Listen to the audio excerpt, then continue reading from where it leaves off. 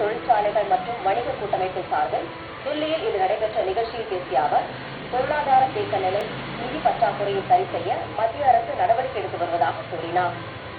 மத்திய அரசு நலத்திட்டங்களை மக்களுக்கு கொண்டு செல்ல ஐக்கிய முற்போக்கு கூட்டணி அரசு தேவையான சட்ட திருத்தங்கள் கொண்டு வந்து பயனாளிகளுக்கு உதவி வருவதாகவும் அவர் குறிப்பிட்டார்.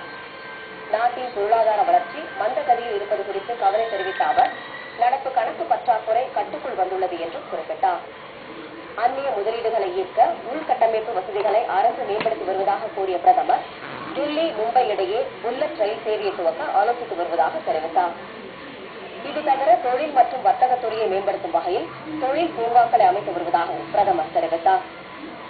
வறுமையை நீக்கவும் ஊரக பகுதிகளில் வாழும் மக்களின் முன்னேற்றத்திற்கும் மத்திய அரசு எடுத்து வரும் பல்வேறு நடவடிக்கைகளை அவர் பட்டியலிட்டார். ரூபாயின் மதிப்பு சரிந்து வருவதை தடுக்க தங்கத்தின் மீதான முதலீட்டை கட்டுப்படுத்த வேண்டும் என்றும், பெட்ரோலிய பொருட்கள் மற்றும் தங்க இறக்குமதியை குறைக்க வேண்டும் என்றும் அவர் கேட்டுக் கொண்டார்.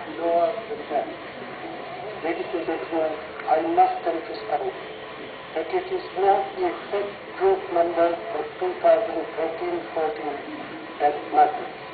What is important is that the economy should turn around from achieved last year.